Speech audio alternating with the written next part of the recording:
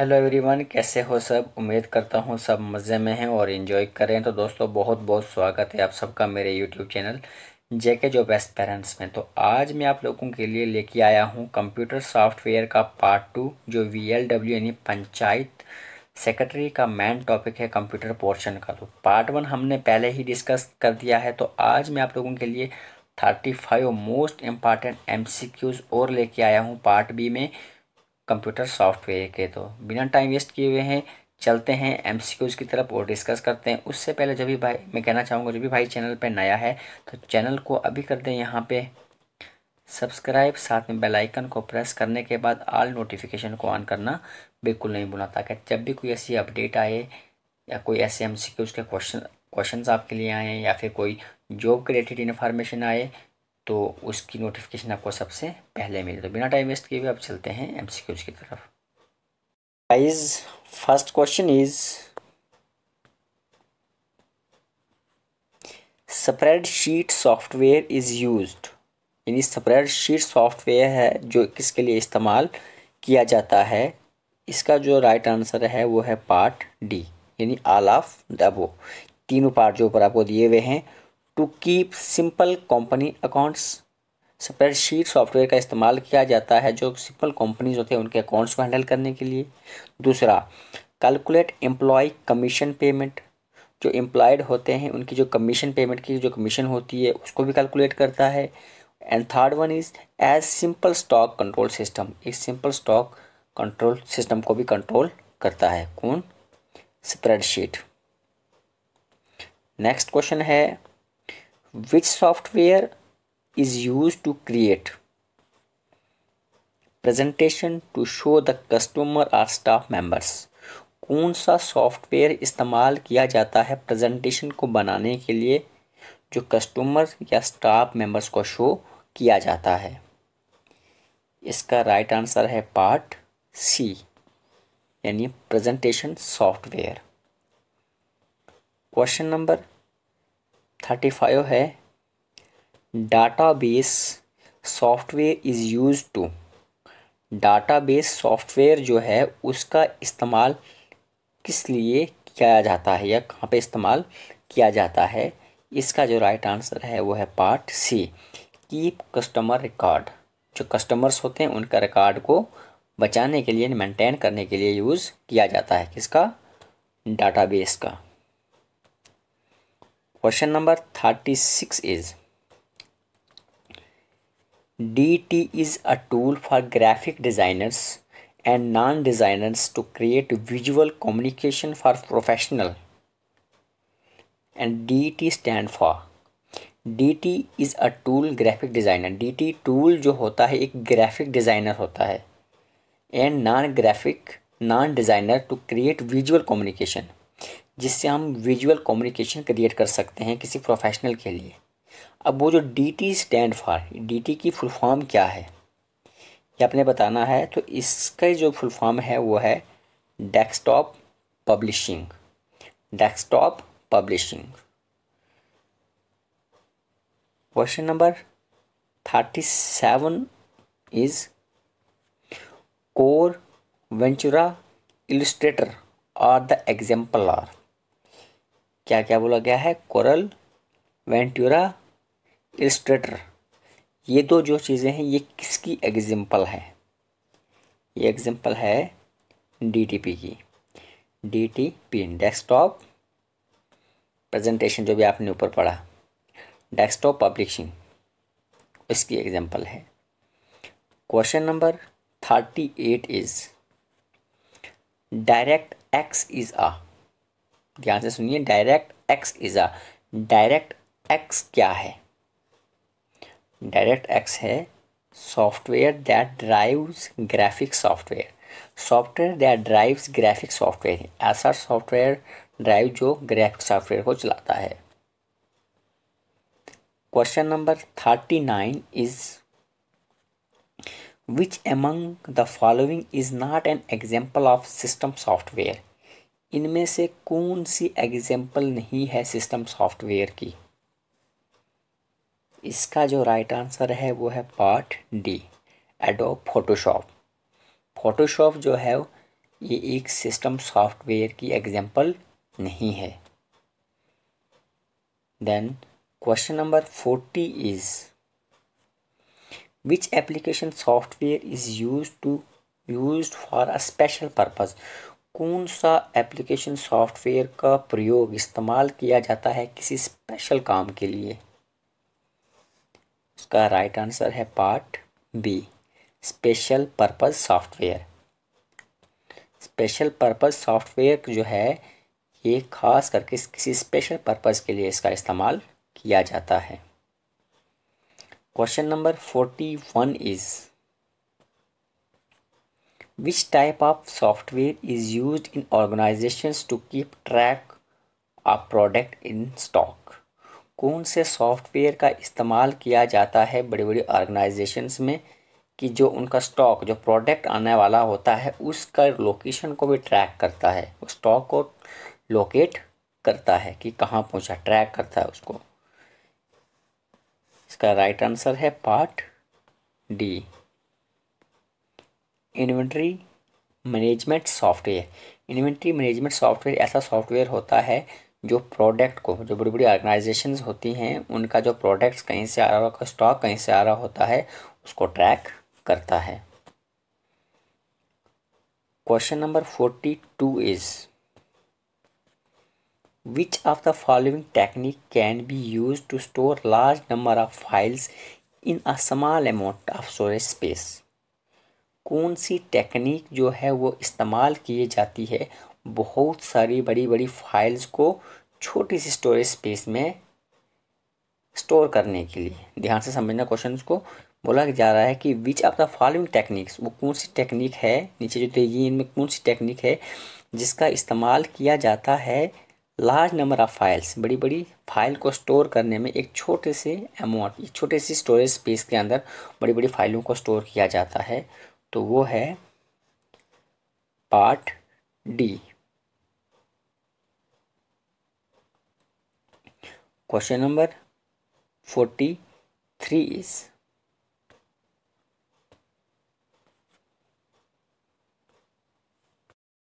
Question number 43 is which type of software create a smaller file that is faster to transfer over the internet। कौन से किस्म का software create किए जाते हैं स्मॉलर फाइल के लिए और वो फास्ट ट्रांसफ़र होते हैं इंटरनेट की मदद से।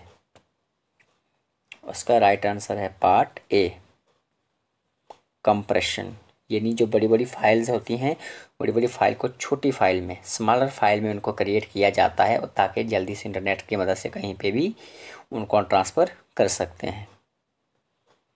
Question number 44 is dash dash is a Windows utility programme that locate the eliminate unnecessary fragments and rearrange files and unused to disk space to optimize operation।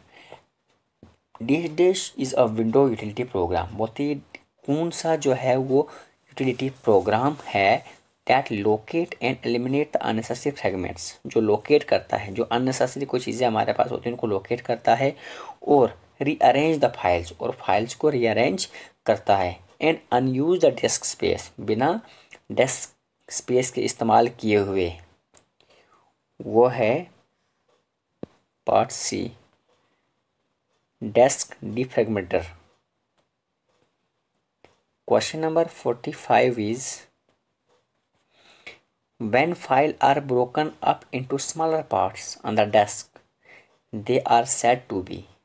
when files are broken up into small parts, जब file को छोटे छोटे parts में तोड़ा जाता है on the disk, they are said to be, उसको हम क्या कहते हैं? फ्रेगमेंटेड, उसको कहा जाता है fragmented. It can make copies of all information stored on disk or either restore the entire disk। It can make copies of all informations, जितनी भी हमारे डेस्क के अंदर जितनी भी इंफॉर्मेशन स्टोर होती हैं, जब उन सब इंफॉर्मेशन को कॉपीज़ किया जाता है या फिर आइदर रिस्टोर, या उसको रिस्टोर किया जाता है पूरी इंटायर डिस्क को, उसको क्या कहते हैं? Backup software. ये तो आप सभी जानते हैं कि अगर किसी भी चीज़ को कॉपी करके हम इंफॉर्मेशन कॉपी करके रख सकते हैं या उसको रिस्टोर करते हैं, तो उसका हमारे पास उसको वापस लाने का एक ही तरीका होता है, backup software. What is backup? अब यहाँ पे क्वेश्चन आ गया कि बैकअप होता क्या है। शाबाश। बैकअप का आंसर है copy to save a data from original source to other destination. Backup का मतलब ये होता है कि हमारे पास जो ओरिजिनल सोर्स होता है डाटा का, उस डेटा की कॉपी को कहीं और सेव किया जाता है दूसरी डेस्टिनेशन पे, वो होता है बैकअप। फिर उसको बाद में हम वापस लाते हैं। Question number 48 is a dash dash backup contain a copy of every programme data and system file on computer. A dash dash backup contain copy और एवरी प्रोग्राम। बैकअप के अंदर क्या होता है, इन हर एक प्रोग्राम को कॉपी किया जाता है, डाटा को कॉपी किया जाता है सिस्टम फाइल ऑन है कंप्यूटर। किसके ऊपर? किसी सिस्टम फाइल के ऊपर। तो उसका राइट आंसर है पार्ट डी, फुल यानी पूरे को। Desk cleaner helps to free.